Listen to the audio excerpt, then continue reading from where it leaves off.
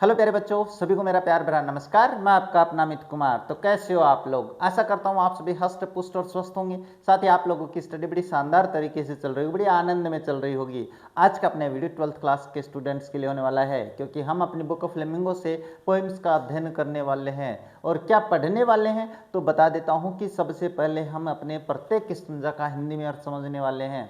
उसके बाद में हम प्रत्येक स्टैंजा की एक्सप्लेनेशन करने वाले हैं, बिल्कुल उसी प्रकार से जैसे कि आपके एग्जाम में पूछी जानी है। उसके बाद में हम बात करेंगे अपनी पोएम के क्वेश्चंस के बारे में, जो कि आपकी बुक में दिए हुए हैं। इसके अलावा बात करें अपने इंपॉर्टेंट क्वेश्चंस, एडिशनल क्वेश्चंस के बारे में, जो कि आपके अपने पास सीबीएसई बोर्ड एग्जाम में पूछे जा चुके हैं, जो आपके आरबीसी बोर्ड एग्जाम में पूछे जा चुके हैं, उनको भी हल करने वाले हैं। इसका मतलब है आप लोगों को ये वीडियो बिना स्किप किए हुए कंप्लीट देखना है, ताकि आपको पोएम है वो आसानी से समझ में आ सके। तो अपने इस वीडियो को शुरू करें इससे पहले आप लोगों से एक बात कहना चाहेंगे, अगर आप हमारे चैनल पे आए हो, हमारे वीडियोस देख रहे हो, वीडियोस पसंद आ रहे हैं, हमारे चैनल को सब्सक्राइब कीजिए, वीडियो को लाइक कीजिए, शेयर कीजिए, साथ ही बेल आइकन को भी ऑन रखिए, ताकि मेरे वीडियोस के नोटिफिकेशन सबसे पहले आप लोगों के पास पहुंचे।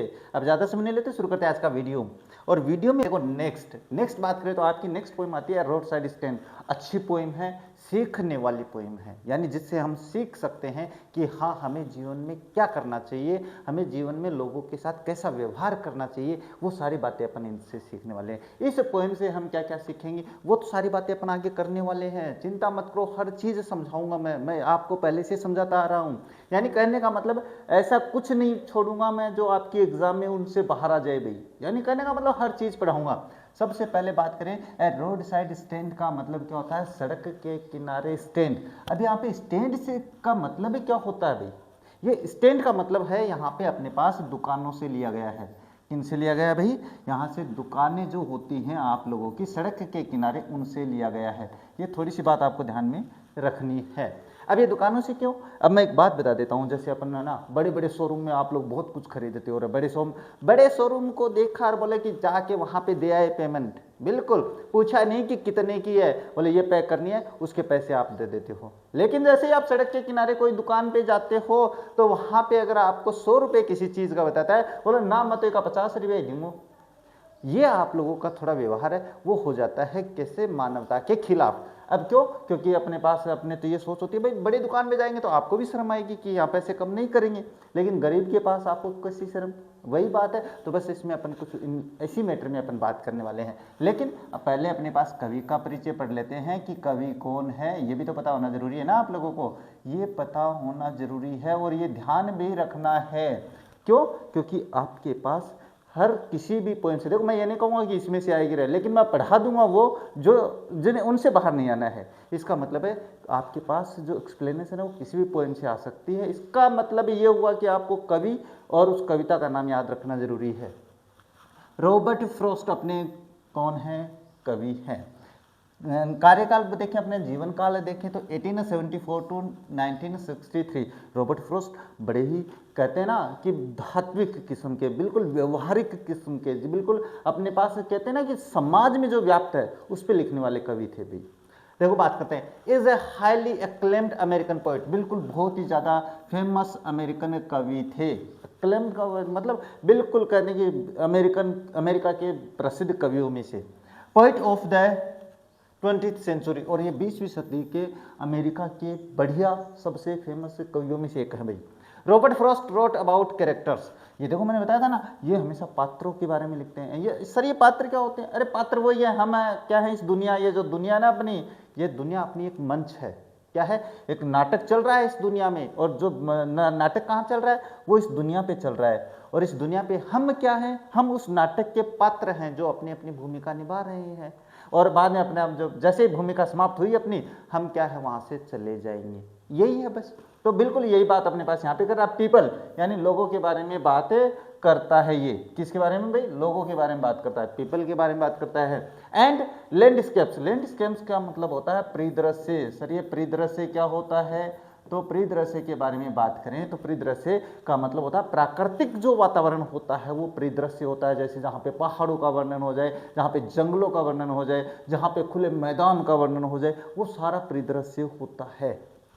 His poems are concerned with human tragedies and fears. और बात करें अपने पास उनकी कविताओं में हमें क्या देखने को मिलता है? कंसर्न का मतलब होता है विचार करना, विमर्श करना, कविताएं विचार विमर्श करती है, किस पे करती है, वो करती है मानव के दुखों पे।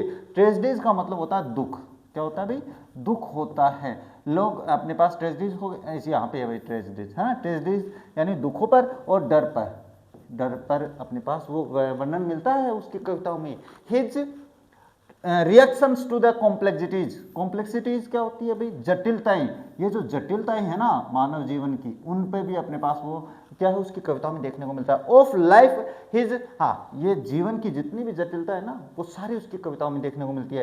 हिज अल्टीमेट एक्सेप्टेंस, उसका अंततः, एक्सेप्टेंस का मतलब होता है स्वीकार करने वाला, ऑफ हिज बर्डन्स, और अंत में अपने पास क्या होता है कि हम क्या कर लेते हैं अपना अल्टीमेट एक्सेप्टेंस। अल्टीमेट एक्सेप्टेंस का मतलब होता है वो स्वीकार्य कार्य, यानी वो कार्य जिसको हम नकार नहीं सकते, वो होता है अल्टीमेट, अंततः एक्सेप्टेंस है। हिज बर्डन, अपने वजन को, अपने वजन मतलब यहाँ पे अपने कर्तव्यों को वजन से लिया गया है। Stopping by the woods on snowy evening, ये देखो अपने पास इस कविता का, इसकी कविता का नाम है ब्रिचेज, ये कविता का नाम है। मेंडिंग वॉल्स, ये कुछ इसकी are a few of his well known poems, ये बहुत ही फेमस आपके पास कविताओं के नाम है जो मैंने पढ़े हैं आप लोगों के लिए। हाँ, in the poem A road side stand, अगर बात करें अपनी अब जो पोएम पढ़ने वाले हैं road side stand, Frost presents the lives of poor deprived people with pitiless clarity and with the deepest sympathy and humanity। यहाँ पे इस कविता में कवि है वो हमारे पास गरीब लोगों का वर्णन करता है जो अपने पास अपना सामान बेचने के लिए सड़क के किनारे ठेला वगैरह लगा के रहते हैं, जो छोटी छोटी दुकानें लगा के रहते हैं, उनके बारे में बताता है और उनके प्रति अपनी गहरी, डीपेस्ट का मतलब होता है गहरी, अपनी गहरी सद्भावना, सिंपैथी का मतलब होता है सद्भावना या जिसको अपन कहते हैं, या जिसको अपन कहते हैं सहानुभूति, है ना, आप दोनों देख लेना भाई, सहानुभूति ये दिखाता है भाई, क्या दिखाता है, सहानुभूति दिखाता है उन लोगों के प्रति कि भाई ये लोग भी अपने पास अपने जीवन को जी रहे हैं, इनके प्रति भी आपके मन में दया भाव होनी चाहिए, आपके जो मन आता है, मन होता है उसमें ऐसे दुर्भावना नहीं लानी चाहिए, लेकिन हम ऐसा ही करते हैं। आपका पहला स्टैंजा क्या है, देखो पहले ये पढ़ लेते हैं। The little old house was out with a little new shed in a front at the edge of a road where the traffic sped। इसके बाद a roadside stand that too pathetically played it would not be fair to say for a doll of bread। कहने का मतलब पहले इन चार पंक्तियों का अर्थ समझते हैं। कविता में जो कवि है वो क्या कह रहा है इन चार पंक्तियों में, द लिटिल ओल्ड हाउस यानी एक छोटा सा पुराना घर है, was out with a little new shed, और उसके बाहर एक छोटी सी अपने पास ऐसे ये घर है, इसके बाहर ऐसे निकला हुआ है ना, और बाहर थोड़ी सी यहाँ पे बाहर निकला हुआ जो अपने पास क्या होता है छायानुमा, जिसको अपन कहते हैं, जिसको अपन टेन वगैरह डाल के, तिरपाल वगैरह डाल के छाया कर लेते हैं, वो निकला हुआ है। In front of at the edge of the road, और अगर मैं बात करूं सड़क के किनारे, एज का मतलब यहाँ पे क्या है, किनारा होता है, क्या होता है भाई, किनारा होता है। रोड वहेर, अगर बात करूं मैं सड़क के किनारे, वह द ट्रैफिक स्पीड, जहां पर ट्रैफिक है वो बहुत ही तेज गति से दौड़ रहा है। ट्रैफिक का मतलब गाड़ी, वाहन, ट्रक, बस, जितनी भी कार है वो सारी यहाँ पे तेज गति से चल रही है। यानी कहने का मतलब है ये आपके पास सड़क है, इस सड़क के किनारे एक छोटा सा पुराना घर है और घर के आगे एक यहाँ पे छोटी सी छांवदार कुछ निकला हुआ है, ये है। इसके बाद में बात करें, हाँ, a road side stand that to pathetically played, और उसके बाद में रोड साइड स्टैंड है, सड़क के किनारे स्टैंड है, यहाँ पे एक छोटी सी दुकान उसने कर रखी है अपने घर के पास, और क्या कर रहा है, stand that to pathetically, pathetically का मतलब होता है निराशाजनक, क्या होता है, निराशाजनक या दुखी भाव में, प्लेड का मतलब होता है प्रार्थना करना, है ना, प्रार्थना करना, रिक्वेस्ट जिसको अपन कहते हैं, रिक्वेस्ट लिख देता हूं मैं, रिक्वेस्ट कर रहा है वो क्या कर रहा है कि रिक्वेस्ट करता है आने वाले जाने वाले वाहनों से, it would not be fair to say for a dole of bread, और ये अपने पास अच्छा नहीं होगा भाई, ठीक नहीं होगा कि केवल एक डोल ऑफ ब्रेड यानी ब्रेड के लिए ही बस वो अपने पास क्या है, एक दुकान अपने क्या कर रहा है, रिक्वेस्ट कर रहा है, प्रार्थना कर रहा है कि आप हमसे सामान खरीदो केवल एक डोल ऑफ ब्रेड के लिए, यानी केवल अपना पेट भरने के लिए। यहाँ पे अगर अपन डोल ऑफ ब्रेड की बात करें तो पेट भरने के लिए पैसे कमाने की बात की जा रही है। नेक्स्ट बात करें, हाँ, but for some of the money the cash whose flow supports the floor of the cities from sinking and withering faint that polished traffic passed with my mind ahead, or if ever side a moment then out of the shots, having the mad with the artless paint। यानी कहने का मतलब, अब इन पंक्तियों का अपने एक बार सारांश पढ़ लेते हैं, उसके बाद में आगे बात करते हैं। देखो, but for some of the money, लेकिन अगर बात करें कि ये अपने पास पेट भरने के लिए नहीं है, खाना खाने के लिए नहीं, ये तो कहना अच्छा नहीं होगा, बल्कि अपने पास कुछ पैसे कमाने में वो लोग, कुछ पैसे की ज़रूरत होती है।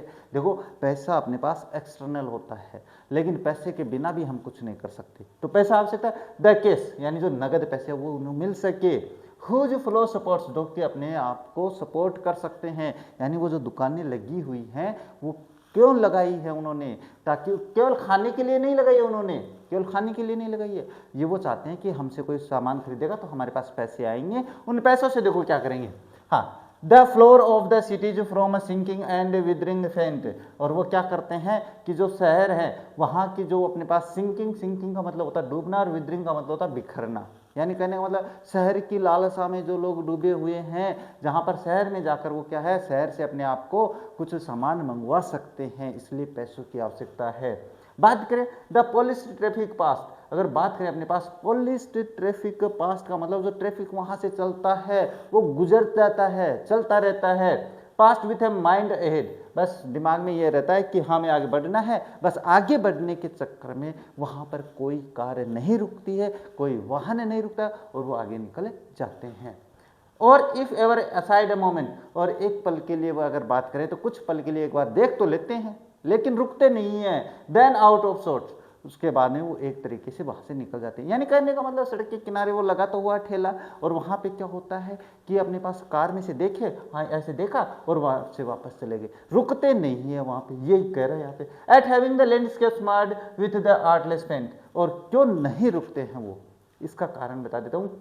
जैसे ही आप वो परिदृश्य देखते हो, जैसे ही उसका दृश्य देखते हो जहाँ पे अपने पास आर्टलेस पेंट, आर्टलेस पेंट का मतलब होता है बिना कला के, बिना मतलब साफ सुथरा नहीं है भाई, वो जो कलर वहाँ पे किया गया है वो साफ सुथरा नहीं है। यानी वो जो दुकान है वो छोटी सी टूटी फूटी सी दिखाई देती है, इसलिए हम वहाँ पे नहीं रुकते हैं और वहाँ पे से निकल जाते हैं। ये आपके पास 2 पैराग्राफ हो जाते हैं। इसके बाद में बात करते हैं, देखो इसके बाद में आ जाता है नेक्स्ट पैराग्राफ। हाँ, of sign that with n turned wrong and s turned wrong offered for sale wild berries in the wooden quartz of crook necked golden squash with silver warts or beauty rest in a beautiful mountain scene, you have the money but if you want to be mean। पहले यहाँ तक मैं अर्थ समझा देता हूँ, उसके बाद आगे चलते हैं।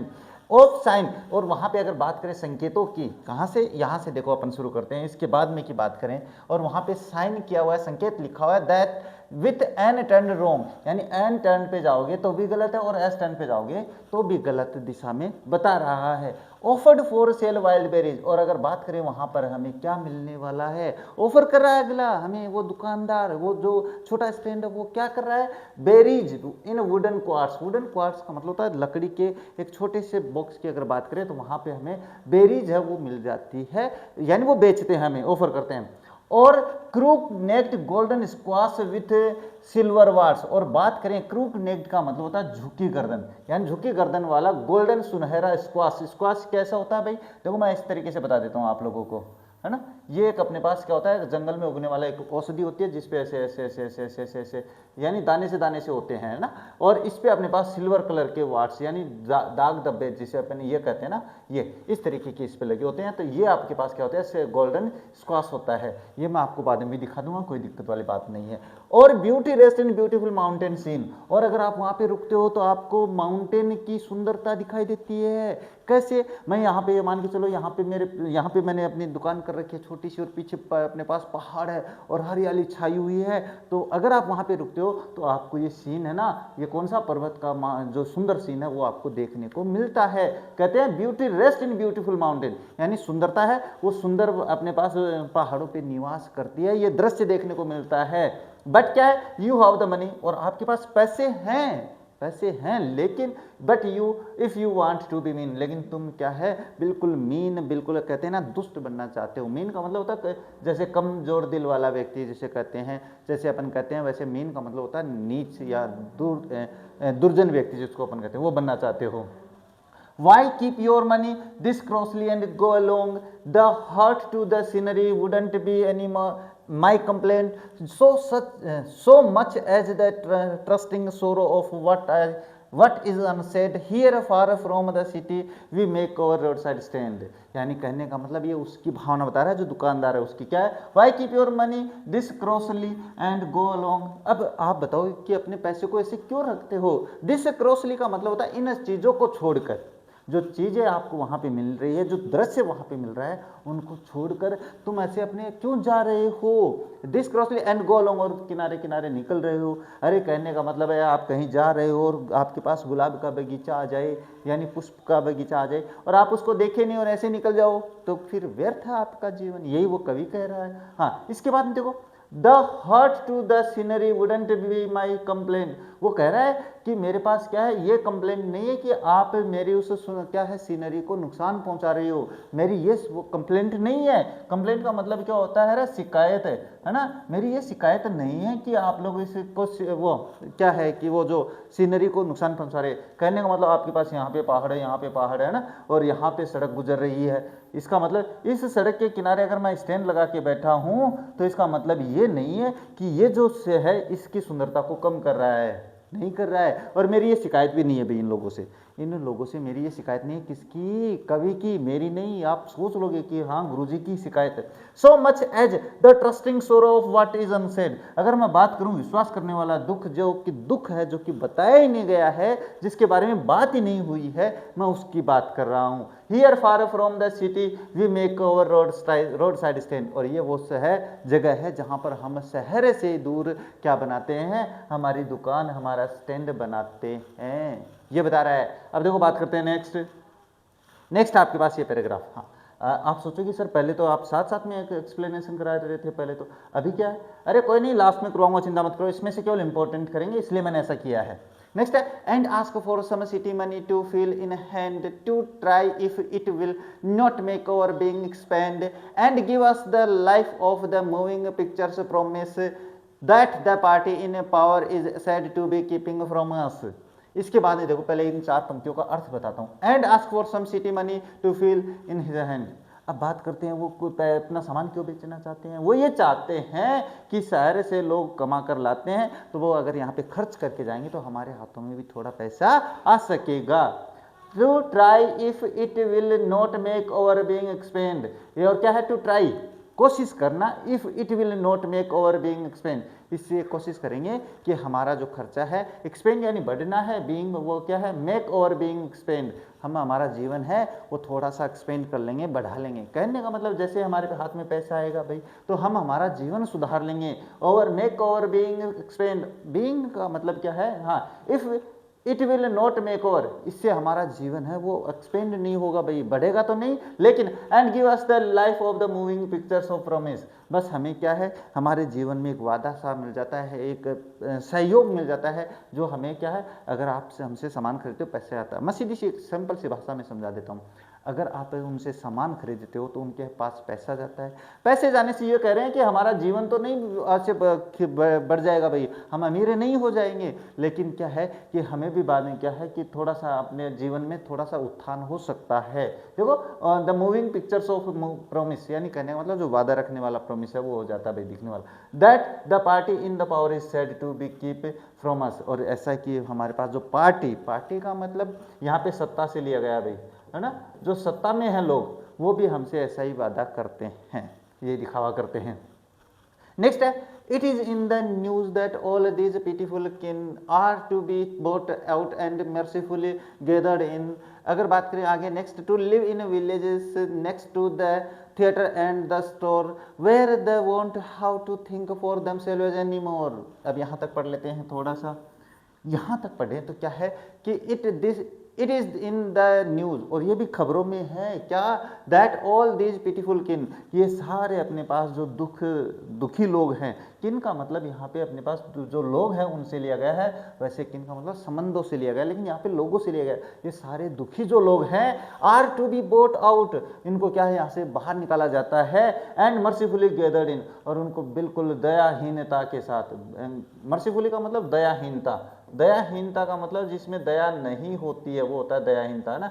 दयाहीनता नहीं यानी दया नहीं दिखाते हुए उनको एक जगह इकट्ठा कर देते हैं, इकट्ठा कर देते हैं कि बोले तुम यहाँ पे रहो। यहाँ गरीबों को देखे नहीं कि कैसे गुस्से देते हैं एक ही छोटी सी जगह पे, वही है। हाँ, to live in the villages, अगर बात करें गाँव में रहने के लिए, next to the theatre and the store. Theatre का मतलब यहाँ पे नाटकशाला से लिया गया है और स्टोर मतलब दुकानों से लिया गया है। शहर में देखो आप लोग कैसे थिएटर के किनारे किनारे अपने गरीब लोग रहना शुरू कर देते हैं, स्टोर दुकानों के किनारे।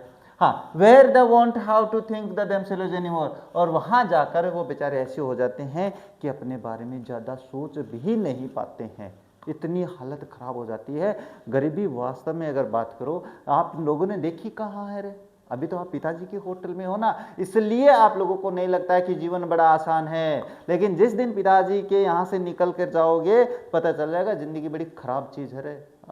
ये ध्यान में रखना। अब देखो बात करते हैं, while greedy good doors beneficent beast of prey swan over their lives enforcing benefits that are calculated to soothe them out of their wits, and by teaching them how to sleep they sleep all day, destroy their sleeping at night the ancient way। अब बात करते हैं, यहाँ तक बात कर लेते हैं, ठीक है। लेकिन बात करें while greedy good doors, while greedy good door का मतलब जबकि जो लालची लोग हैं, यहाँ पे गुड डोर का मतलब ये होता है, डोर का मतलब काम करने वाला, कर्ता जिसको अपन कहते हैं, लेकिन यहाँ पे लालची लोगों से लिया गया है। बेनिफिसेंट, बेनिफिसेंट का मतलब होता है लाभ लेना। बीट्स, बीट्स का मतलब होता है जो अपने पास लोग हैं जो कि जब बिल्कुल अपने लाभकारी जानवरों की तरह उनसे व्यवहार करते हैं। और प्रे, बीस्ट ऑफ प्रे का मतलब जंगली जानवर जो शिकार करते हैं, अपने लालच के लिए, अपने लाभ के लिए उनका क्या करते हैं, शिकार करते हैं। Swan over there live enforcing the benefits, और अपने लाभ के लिए उनके जीवन को दबा के रखते हैं, उनको दबा के इसलिए रखते हैं ताकि उनका लाभ हो सके, अपने लाभ के लिए भी। That are calculated to soothe them out of their wits, और बस इन्हीं से क्या होता है कि वो अपने बुद्धिहीन हो जाते हैं, यानी वो सोच भी नहीं पाते हैं। विट्स का मतलब बुद्धि से, सूथ देम आउट का मतलब होता है दिमाग से सोचने से बाहर निकाल देना, ये होता है। बाद में बात करते हैं नेक्स्ट क्या दिया हुआ यहाँ पे, नेक्स्ट दिया and by teaching them how to sleep they sleep all day, और उसके बाद में वो उनको ये भी बताते हैं कि तुम्हें सोना कैसा है, और वो सारे दिन सोते हैं। और जबकि destroy their sleeping at the night the ancient way, और बिल्कुल पुराने जमाने की तरह है, उनको क्या करते हैं, उनकी निंद्रा खराब कर देते हैं।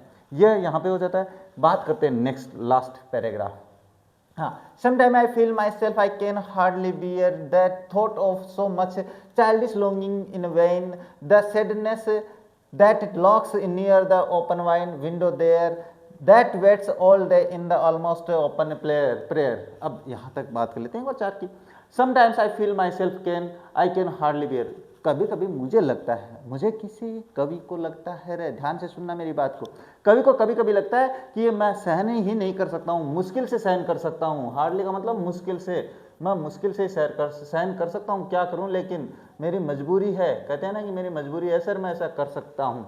हाँ, the thought of so much childish longing in when, लेकिन मेरा ये जो विचार है बिल्कुल एक बचपने की तरह व्यर्थ में है भाई। लेकिन क्या है, ये व्यर्थ ही है मेरा सोचना है कि मैं ऐसा मुश्किल से सहन कर सकता हूँ, सहन करना पड़ता है। बचपन में भी तो विचार होता है ना, मैं ऐसा नहीं करूँगा, मैं ऐसा नहीं करूँगा, ये चाइल्डिश, ये बचपना होता है अपना, है ना, मैं ऐसा नहीं कर सकता, ये बचपना होता है अपना, है ना। और ये बचपन जो बातें होती हैं ये व्यर्थ की होती हैं अपने, है ना, मैं ऐसा कर लूँगा, मैं ऐसा कर लूँगा, लेकिन ये सारी बातें व्यर्थ की होती है भाई। हाँ, the sadness that lurks near the open window there, और वो जो लर्क्स का मतलब होता है टहलना, जैसे आजू बाजू घूमना, वो होता है near the open window there, और वहाँ पे खुली खिड़की के पास जो डर है, क्या है, सैडनेस, जो दुख की भाव है वो आसपास में दिख जाता है। अरे कहने का मतलब है, एक आप लोगों के पास गरीब घर है, और गरीब घर के पास आप जाके देखोगे तो आपको पता चल जाएगा कि हाँ वास्तव में गरीब है, दुखी भाव नजर आता है, अमीरी भी नजर आती है, दुखी भाव भी नजर आता है, खुशी भी चेहरे पे नजर आती है, दुख भी चेहरे पे नजर आता है। तो बस वही बात बता रहा है कि आपके पास वहां पे दुख है, अपने आप नजर आ जाता है। That waits all day in almost open prayer, जो कि अपने पास हर समय इंतजार करता है खुली प्रार्थना में, प्रार्थना करता रहता है, कोई आए रुके, कोई आए रुके, ऐसा। हाँ, for the squeal of brakes, the sound of the stopping car, of all the thousand selfish cars that pass, just one to inquire what a farmer's price are, and one did stop but only to plow plow up grass in using the yard to back and turn around, and another to ask the way to where it was bound। बस यहाँ तक अब अपनी पास शायद कविता complete हो जाती है यहाँ पे। हाँ नहीं, एक और भी पैराग्राफ आगे और भी है, कोई बात नहीं, पढ़ लेंगे, चिंता मत करो, सारी चीज समझाऊंगा रे। हाँ, for the squeal of the brakes. अब स्क्वील ऑफ ब्रेक्स का मतलब कभी कभी वहां पे अपने पास ब्रेक लगने की आवाज आती है, ब्रेक लगाते हैं, the sound of the stopping car. और ये स्क्वील ऑफ ब्रेक का मतलब होता है थोड़े समय के लिए ब्रेक लगाना, और वहां पे वो जो गाड़ी के रुकने की आवाज होती है उससे क्या होता है, of all the 1000 selfish cars that pass, उनमें से जो हजारों कार वहां से गुजरती है, वहां पे से कुछ एक कार है रुकती है, और वहां पे जब कार रुकने की आवाज सुनते हैं, just one to inquire what farmers price are, बस वहां पे एक तो इसलिए रुकता है कि वो किसान से पूछता है कि तुम्हारी कीमत क्या है, ये पूछता है, उसके सामान की कीमत पूछता है। एंड वन डिड स्टॉप, और एक भी रुका भाई, एक और रुका वहां पे, but only to plough up grass, लेकिन बस वहां पे क्या है, उस ग्रास के ऊपर रुक कर क्या करना है, इन यूजिंग द यार्ड, और वो जो जहां पर घास उगी हुई थी, प्लाउ का मतलब जो प्लाउ अप ग्रास का मतलब जो घास उगी है, वो मैदान यार्ड आंगन है, वो किस काम में लेने के लिए, to back and turn around, बस वहां पे गाड़ी रोकता है, अपनी गाड़ी पीछे करता है, वापस टर्न लेने के लिए, बस इसीलिए आंगन में उस जगह का प्रयोग करता है, सामान नहीं खरीदता वो भी।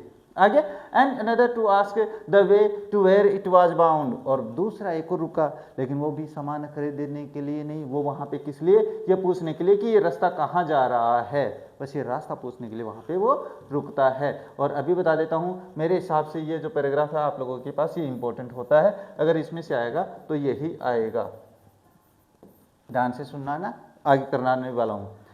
अब बात करें नेक्स्ट पैराग्राफ, नेक्स्ट स्टेंजा क्या, हाँ, and another to ask could they sell it a gallon of gas, they couldn't this grossly, they had none, didn't it see, no in country money then the country scale of gain, the requisite lift the spirit has never been found। इसके बाद में और so the voice of the country seems to the complain, बस यहाँ तक एक बार पढ़ लेते हैं, उसके बाद आगे बढ़ते हैं। एंड अनदर आस्क, और एक और रुकता वहां पे, एक और रुकता पूछने के लिए, द सेल इट, हाँ, the sell it a gallon of gas, और वो वहां पे बस वहां पे ये पूछते हैं कि क्या वो उन्हें गैस, एक गैलन, गैलन की मात्रा, जैसे अपन कहते हैं ना किलो के भाव, वो गैलन कि एक गैलन है, वो गैस का बेच सकते हैं क्या, अब वो तो है ही नहीं उनके पास, क्या है, द कुडंट, वो ऐसा नहीं कर सकते, बेच ही नहीं सकते हैं गैस, तो क्यों, दिस क्रोसली, क्योंकि ये तो बहुत ही बाहर का मैटर हो गया ना उनके, अरे वो कहाँ से बेचेंगे, गैस है, पेट्रोल है, कहाँ से बेचेंगे, ये तो उनकी लिमिट से बाहर है, तो ये बाहर है। द हैड नन, क्योंकि वो ऐसा उनके पास है ही नहीं। डिडंट इट सी, वो उन्होंने देखा भी नहीं, वो देखते भी नहीं है। हाँ, नो इन कंट्री मनी, बिल्कुल नहीं, ये जो देहाती क्षेत्र पैसे हैं, the country scale of gain, ये कंट्री जो है ना, जो क्षेत्र है, जो देश है, वो यहाँ पे कंट्री क्षेत्र से लिया गया है, यानी देहात क्षेत्र से, वो केवल अपने क्या है, जो लाभ का पैमाना है वो देखते हैं, स्केल यानी पैमाना, और गेन का मतलब लाभ, अपने लाभ का पैमाना देखते हैं और कुछ नहीं रहे, मजाक उड़ाते हैं। The requisite lift of spirit has never been found। requisite lift of spirit यानी अंदर से जो आत्मा उठती है, जागती है, वो वापस नहीं पाई जाती है। आगे, so the voice of the country seems to complain, और नहीं तो फिर आपके पास वो जो कंट्री है, वो जो क्षेत्र है, वो आपके पास जो वहाँ से आते हैं शहर से, वो केवल कंप्लेन करने के लिए आते हैं, कंप्लेन दिखाते हैं, अपनी शिकायतें करते हैं, ये होता है। अगर बात करें नेक्स्ट पैराग्राफ की, I can't help owing the great relief it would be to put these people at one stroke out of their pain, and then next day as I come back into the scene, I wonder how I should like you to come to me and offer to put me gently out of my pain। यानी बात करते हैं इन पंक्तियों के बारे में, तो पंक्तियाँ क्या करिए, I can't help owing the great relief it would be, अब मैं अपने आप में ये मदद नहीं कर सकता भाई, ये जो ग्रेट रिलीफ है, ग्रेट रिलीफ का मतलब बढ़िया जो आरामदायक चीज़ है, वो मैं कर ही नहीं सकता। क्यों नहीं कर सकता, to put these people at one stroke out of their pain, कि मेरे अंदर मेरी इच्छा तो है कि मैं इन गरीब लोगों को एक ही पल में इनके दुखों से बाहर कर दूं, लेकिन मैं इनके दुख हटा ही नहीं सकता, मेरे पास कोई साधन ही नहीं है। इसके बाद and then next day as I come back into the sense, यानी कहने का मतलब, और जब अगले दिन मैं वापस अपने पास क्या है, स्वस्थ होता हूँ, सेन का मतलब अच्छी स्थिति में होना, अच्छी स्थिति में होना, अच्छी स्थिति का मतलब होता है कि आप वापस जब मैं अच्छी स्थिति में आता हूँ, इसका मतलब होता है जब मैं वापस अच्छा होता हूँ। I wonder how I should like you to come to me, मैं भी थोड़ा सा आश्चर्य करता हूँ कि आपको मेरे साथ कैसे आना चाहिए था। And offer to put me gently out of my pain, और इससे क्या है कि मेरा बिल्कुल आरामदायक तरीके से अपने कष्टों से बाहर कर देता हूँ। इस तरीके से आपकी ये जो कविता है वो कंप्लीट हो जाती है। बस कवि अपने पास मन के जो भाव है, मन के भाव यानी गरीबों के प्रति अपने जो विचार हैं वो यहाँ पे व्यक्त करना चाहता था। अब बात करते हैं इसकी इम्पोर्टेंट स्टेंजाज के बारे में जो कि आपके एग्जाम में आने की संभावना बनती है। अब देखो मैंने पीछे पढ़ा दिया है। अब देखो पहली पंक्ति जो पंक्ति है वो कहाँ से शुरू करनी है, द लिटिल से शुरू करनी है, और आपको लास्ट में विदरिंग ऑफ एंड, यहाँ पे ये जो स्टेंजा है इसको आपको हल करना है। अब ये कहाँ पे है मैं आप लोगों को दिखा देता हूँ, जिससे क्या है कि अगर आपको समझ में भी नहीं आए तो देख लेना भैया आप लोग, है ना। वैसे कहाँ पे, पेंट यहाँ तक ये रहा, ये है आप लोगों के पास पहला स्टेंजा, और पहला स्टेंजा मैं यहाँ पे हल करवा रहा हूँ आप लोगों को, ये देख लेना आप लोग। पहला स्टेंजा मैंने बता दिया, और अब मैं अब शुरू से बताता आ रहा हूँ आप लोगों को कि जब भी आप किसी स्टेंजा की एक्सप्लेनेशन करो तो उसके 2 शब्द आपको शुरू में लिखने हैं और बाद में उसके 2 अंतिम शब्द को लास्ट में लिखने हैं, ऐसे डॉट करते हुए। इसके नीचे आप लिखोगे रेफरेंस, है ना, जैसे मैंने लिख रखा है यहाँ पे आप लोगों को, मैंने समझाया हुआ भी है आप लोगों के लिए, क्लास अलग से डाल रखी है, अगर नहीं देखी हो तो देख लेना भाई। हाँ, रेफरेंस मैं क्या लिखा जाता है भाई, मैं बता रहा हूँ आप लोगों को, अभी शुरू से बता रहा हूँ। संदर्भ में हम लिखते हैं कि वो कविता जो स्टेंजा वो कहाँ से लिया गया है, कौन सी कविता से लिया गया है, और वो कविता किसके द्वारा लिखी गई है। तो देखो अपन बात करते हैं। These lines have been taken from the poem A Roadside Stand। आपको केवल ये लाइन चेंज करनी होती है, मैं शुरू से बता रहा हूँ, ध्यान से समझ लेना रे।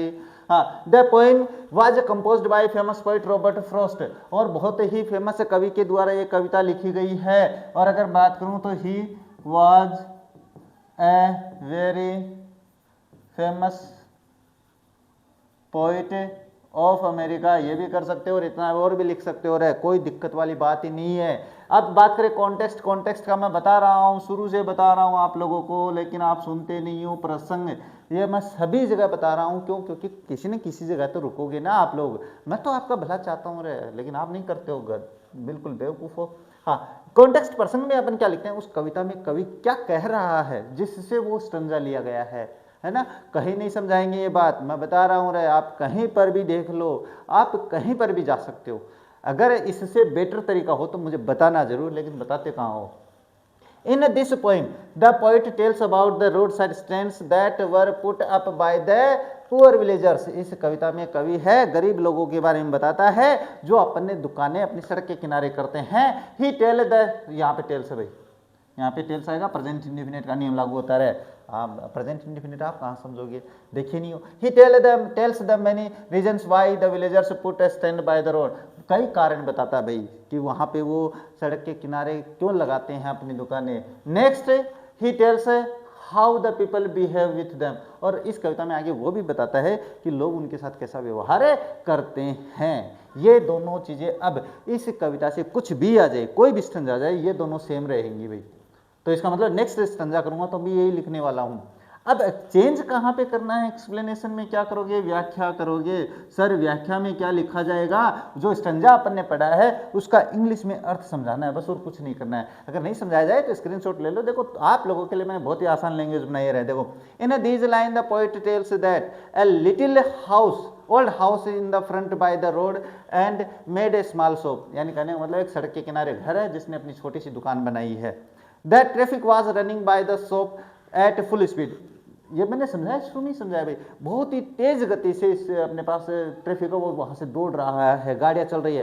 तो small shop pleads to a prospective customer to stop their car and buy something from the shop. बेचारे वो जो दुकानदार है वो क्या सोच रहे हैं, वो ये सोच रहे हैं कि काश आपके पास वहाँ पे अपने पास क्या है कोई कार रुके और वो वहाँ से सामान खरीदे, ये सोच रहे हैं बेचारे। मैंने बताया, ये समझाया आप लोगों को। नेक्स्ट अगर बात करूँ, द रोड साइड स्टैंड, यहीं से क्या, हाँ something, the road side stand want to earn some cash which keep the economy of cities in good health and save them from the clasping, कहने का मतलब क्या है कि उनकी केवल ये इच्छा है कि वो अपने पास खाना खा सकते हैं, पेट भर सकते हैं, लेकिन कुछ ऐसी चीज़ें हैं जो शहर से मंगवाई जाती है, उनको खरीदने के लिए उन्हें पैसों की आवश्यकता होती है, इसीलिए वो लगा रखे हैं। और बात करें अपने स्वास्थ्य के लिए सामान खरीदना, अपनी दवाइयाँ खरीदनी है, अपने शहर से और भी सामग्री होती है, वो खरीदने के लिए पैसों की आवश्यकता होती है, बस यही प्रार्थना वो कर रहे हैं। अब देखो क्रिटिकल नोट में भी मैं आपको ये 2 ही पॉइंट बता रहा हूँ, यही 2 पॉइंट आप लोगों को इसका दूसरा स्टंजा आ जाता है तो यही 2 पॉइंट लिखने, यानी 3 चीजें तो आपको रटनी है इस कविता के लिए, ये और ये। तो फिर दिक्कत क्या है तुम लोगों के, मेरे तो ये नहीं समझ में आ रहा है, परेशानी क्या है तुम लोगों को? सारा कुछ तो लिख के दे रहा हूँ, आपको तो केवल पढ़ना ही तो है।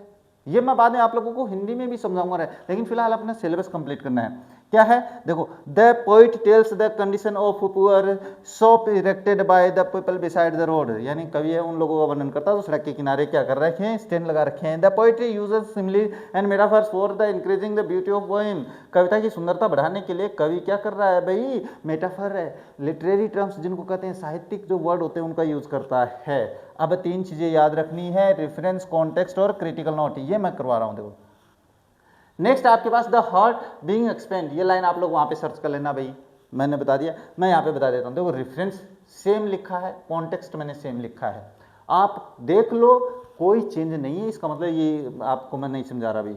हाँ, एक्सप्लेनेशन की बात करें, in these line the poet says that the so called injury to the landscapes caused by the sign boards that the stand keepers have by their shops. अब इसमें बता देते हैं कि सो कोल्ड कहते हैं ना, वो सो कोल्ड के इशारा होता है भाई, सो कोल्ड वाला है ना, मुझे तो नहीं आता, मैं तो आदमी हूँ ना, मुझे नहीं आता, व्यक्तियों लड़कों को नहीं आता ये सो कोल्ड वाला रही है। अब मैं बता देता हूँ कि लोग ये कहते हैं कि वो जो दुकान बना ली है, जो संकेत बोर्ड इनके लगे हैं ना दुकानों पे, ये आपके पास वहाँ पे जो पहाड़ है पीछे उस सुंदरता को नुकसान पहुँचा रहे हैं, ये वो सो कोल्ड बता रहा है। सो कोल्ड का मतलब ये तथा कथित जिसको अपन कहते हैं ये है। इट इज नॉट पोइट्स, ये कवि नहीं है भाई, poets worry but the thing that worries poet it is the सोरो ऑफ द विलेजर्स। हाँ, ये चीज जो है ना, ये कवि को दुखी नहीं करती है साइन बोर्ड्स के प्रति जो सुंदरता को नुकसान करे, इसके प्रति नहीं है, बल्कि वो चिंता करता है, but the thing that worries poet is the सोरो ऑफ द विलेजर्स। बस कवि को चिंतित क्या करती है, कवि को चिंता कर रहा है वो गांव के जो लोग दुख हैं, गांव का जो ग्रामीण जो लोग हैं उनके जो दुख है उनके प्रति उसकी चिंता है। नेक्स्ट है, no one talks and no one understand, कोई भी उनके बारे में बात नहीं करता है, कोई उनके बारे में समझता नहीं है। The shopkeeper puts up his shop far from the city, बेचारा दुकानदार है, शहर से बहुत दूर अपनी दुकान लगाता है, जाहिर सी बात है। He wants to earn some money by selling goods to city people who passes by, और वो शहर में जो लोग काम करते हैं उनसे वो पैसे कमाना चाहता है, धन कमाना चाहता है और कुछ नहीं। He wants to raise his condition of living with on money, बस वो तो अपने पास कमाए गए पैसे से अपनी ज़रूरतें पूरी करना चाहता है, और कोई उसका सपना नहीं होता है और कोई ड्रीम नहीं है उसका। और अब क्रिटिकल नोट में बात करूँगा तो सेम क्रिटिकल नोट मैंने पीछे वाले में समझाया है, इस वाले में भी आपको समझना है, तो ये देख लो भाई, मैंने लिखवा दिया। अब देखो बात करते हैं नेक्स्ट, क्या दिया हुआ इसमें। हाँ, नेक्स्ट है एक और है भाई, समटाइम्स आई डैश डैश करते हुए प्राइस आर, ये यहाँ तक का स्टंजा है, उसकी व्याख्या है। हाँ, ये देख लो सेम किया मैंने, रेफरेंस है, कॉन्टेक्स्ट है और एक्सप्लेनेशन में समझाऊंगा, और क्रिटिकल नोट है, सेम लिखा है मैंने। इसका मतलब आपको 3 चीज़ें तो याद करनी है प्रत्येक पॉइंट के लिए, तो फिर आपको बकाया क्या रहेगा भाई, मैं सारी चीज़ तो समझा रहा हूँ, फिर बकाया तो कुछ है ही नहीं आप लोगों के, तो फिर क्या समस्या है। हाँ देखो क्या है इस पंक्तियों में, the poet feels pain to see the poor, यहाँ पे पुअर है, poor villager sad and disappointed when no one stops by to buy their goods at their stands, यानी कहने का मतलब इसमें कवि क्या है, उसको दुख महसूस होता है, कब, जब अपने पास जो वो दुखी लोगों को, ग्रामीण लोगों को देखता है, और डिसअपॉइंटेड यानी जब निराश लोगों को देखता है तो कवि को बड़ा दुख होता है, दर्द होता है कि वहाँ पे कोई भी नहीं रुकता, उनसे सामान नहीं खरीदता है। He has a childish wish to relieve the poor man of their suffering, उसकी एक बचपने की वो जो होती है ना, बचपने हम सोचते हैं हम सभी को बिल्कुल खुश रखेंगे, बचपन में होता है, ये बच्चों की इच्छा होती है, बच्चे क्या होता है कुछ भी इच्छा कर सकते हैं, तो मेरी बचपने की जो इच्छा थी कि मैं इन सभी को दुखों से मुक्त कर दूं, है ना, बच्चों को क्या होता है, दुखों से मुक्त कर दूं, तो ये क्या कर रहा है, ये जबकि jeans that they can be freed from their agony if all of them are killed at one stroke. सबसे पहले तो फिर बेचारा क्या सोचता है कि इन सभी को एक साथ मार दिया जाए तो ये अपने इस दुख दर्दों से तो आज़ाद हो जाएंगे ना, मोस्टली यही बच्चे ज़्यादातर सोचते हैं भाई। How ever he calls it childish idea, हाँ यद्यपि वो इसको क्या कह रहा है, ये बचपने वाला विचार है भाई, जो बचपन में आता है। The poet says that the stand owners, हाँ the stand owner waits all day, सारे दिन इंतजार करता है stand owner, almost in the open prayer, बिल्कुल खुली प्रार्थना में, for at least one car to stop out of the thousands car that pass, और वो ये मानता है कि हजारों कार वहां से गुजरती है और काश एक कार तो रुकी क्या। he expects to be asked about the price of his goods, और वो ये आस करता है कि वहाँ पे कोई तो रुकेगा जो उसके सामान की कीमत तो पूछेगा ना कम से कम।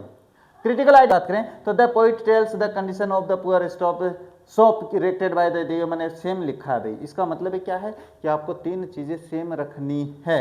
अब बात करते हैं, देखो नेक्स्ट है आप लोगों के पास एंड वन इज, ये डिडंट इट सी, ये मैंने बताया ना कि एक पैराग्राफ आएगा भाई, क्या है ये देख लेना आप लोग कहाँ पे है वो स्टेंजा में। Reference these lines have been taken, मैं दोबारा नहीं समझाऊंगा भाई कि इस यहाँ से लिया गया है, इसने रची है, कॉन्टेक्स्ट में भी सेम में लिखा है तो ये समझाने की आवश्यकता नहीं है। एक्सप्लेनेशन की बात कर लेते हैं, एक्सप्लेनेशन समझा देता हूँ क्योंकि एक्सप्लेनेशन बहुत जरूरी है।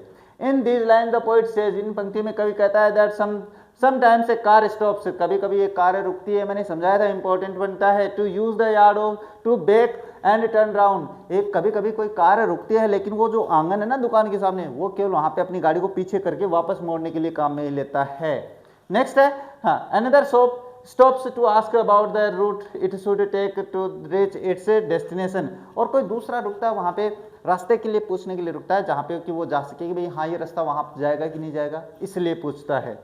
स्टिल अनदर, अगर बात करें दूसरे की, to ask if they would sell it a gallon of gas, और कोई वहाँ पे एक और रुकता है जो कहता है कि गैलन ऑफ गैस बेच सकता है, क्या भी समझाया मैंने, विच दे डिडंट डू, जो कि वो कर ही नहीं सकते। आयरनिकली का मतलब होता है विडंबनात्मक तरीका। विडंबना क्या होती है कि जब हम किसी से वो चीज करने के लिए कहते हैं जो कि वो वास्तव में कर ही नहीं सकता, वो होता है नन स्टॉप्स, कोई नहीं रुकता है, to buy the stand owners things, यानी कहने का मतलब स्टैंड का जो ओनर है या दुकान का जो मालिक है उससे कोई चीज खरीदने के लिए नहीं रुकता है। क्रिटिकल नोट भी सेम है, तो आप ये जो मैं बता रहा हूँ इनका स्क्रीनशॉट लेते चलना भाई, साथ में ही, समस्या नहीं हो रहा बाद में बात करते हैं।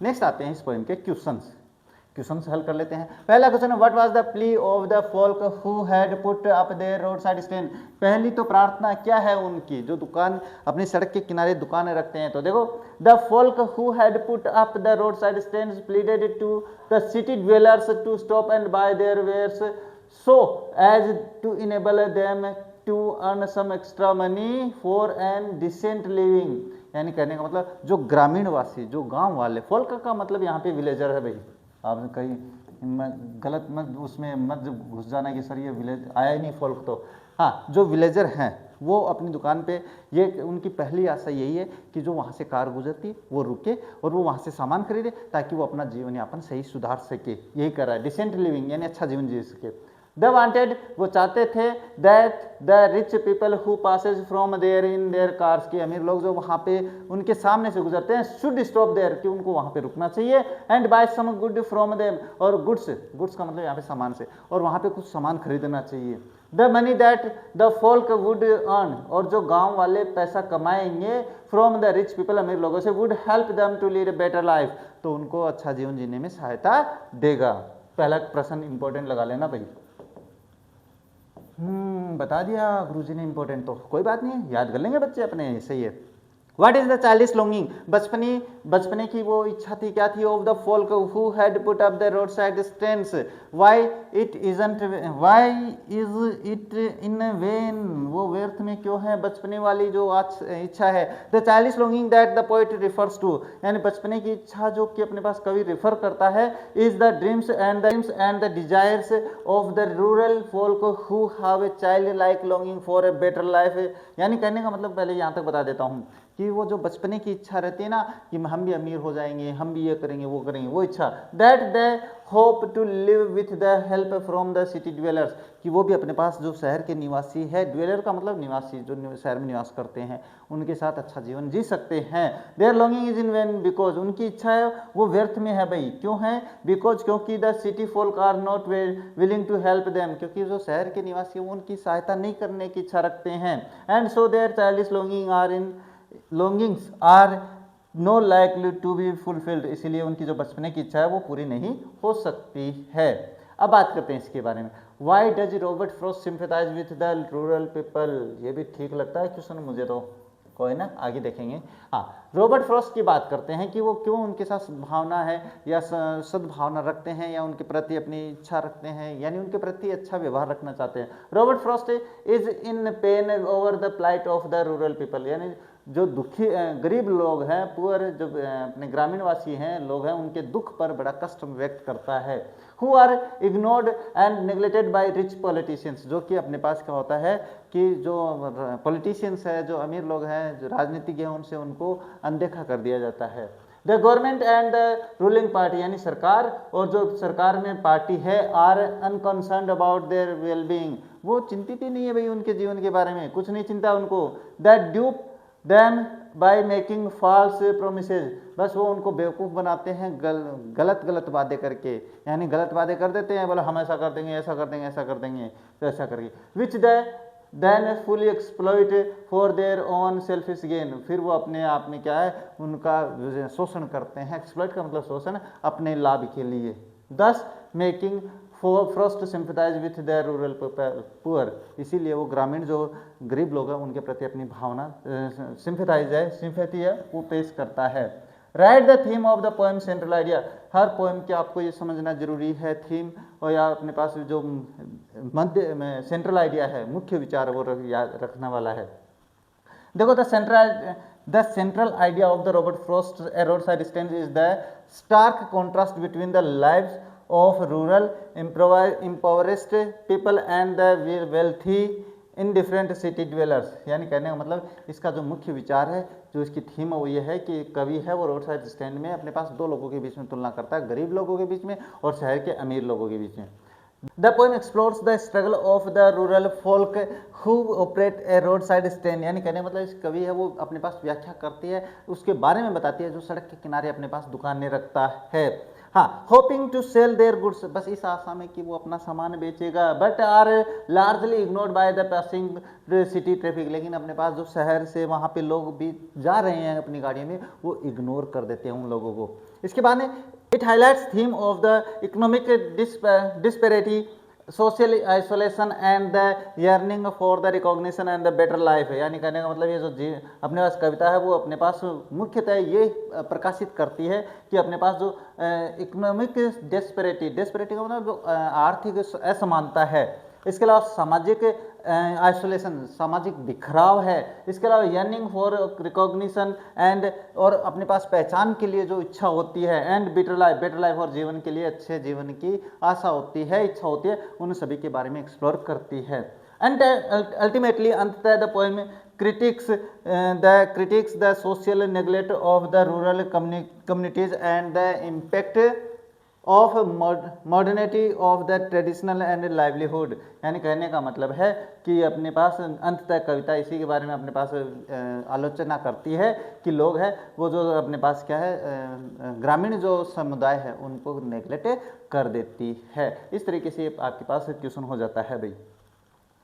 बात करते हैं नेक्स्ट है why do the people driving in the cars stops sometimes. हाँ, ये क्वेश्चन हो सकता है भाई, 2 नंबर का हो सकता है कि कभी कभी अपने पास लोग ड्राइविंग करते हुए कार क्यों रोकते हैं। तो देखो the people driving in the car stops sometimes either to inquire about the way to their destination और to ask for a gallon of gas if the run short of it, यानी कहने का मतलब है कभी कभी वहाँ पे कार रुकती है कि अपने पास रास्ता पूछने के लिए, कभी कभी गैलन ऑफ गैस खरीदने के लिए, जो कि वो कर ही नहीं सकते हैं। अब बात करते हैं नेक्स्ट है What would be the great relief for the poet in the context of the village फोल्क्स, यानी कहने का मतलब ज़्यादा आराम क्या होगा, कवि कल्पना करता है ना उसके बारे में। तो वो क्या बता रहा है, कॉन्टेक्स्ट यानी कवि के संदर्भ में बताए कोई प्रसंग में। तो द पोइट सेज दैट, कवि कहता है कि he would be happy to own the great relief if the pains of the village folk are removed at one, ये एट वन स्ट्रोक ओनली। वो ये कह रहा है कि गरीबों, जो ग्रामीण गरीब लोग हैं, उनके जब कष्ट है वो एक ही झटके में अपन कम कर देंगे तो मुझे थोड़ा आराम महसूस होगा। The poet wishes to lift the poor people out of their pains, यानी वो उनके कष्टों से बाहर निकालना चाहता है कवि। तो हाँ, पॉवर्टी, गरीबी से, एंड एंडलेस मिजरीज, और जो दुख, अंतहीन दुख है, उनसे बाहर निकालना चाहता है। But as the reality is different, लेकिन वास्तव में वास्तविकता अलग है भाई, वास्तविकता अलग है। क्या है, he is sad and thinks that at one stroke can and all their grief and sufferings, और बाद में वो ये सोचता है कि केवल मृत्यु ही है जो उनके दुख दर्दों को एक ही पल में खत्म कर सकती है, इसके अलावा कुछ नहीं है। हाउएवर, फिर भी he appeals to party in power to relieve these farmers out of their pains, फिर भी वो अपने पास क्या करता है, प्रार्थना करता है, रिक्वेस्ट करता है पार्टी से जो कि सत्ता में है, इनके दुखों से उनको मुक्त करने के लिए। मेरे हिसाब से ये क्वेश्चन है, इंपॉर्टेंट है, ले लेना भाई स्क्रीन भैया आप लोग। और यहाँ पे आपके पास ये जो कविता है, ये पोएम है, वो भी कंप्लीट हो गई है।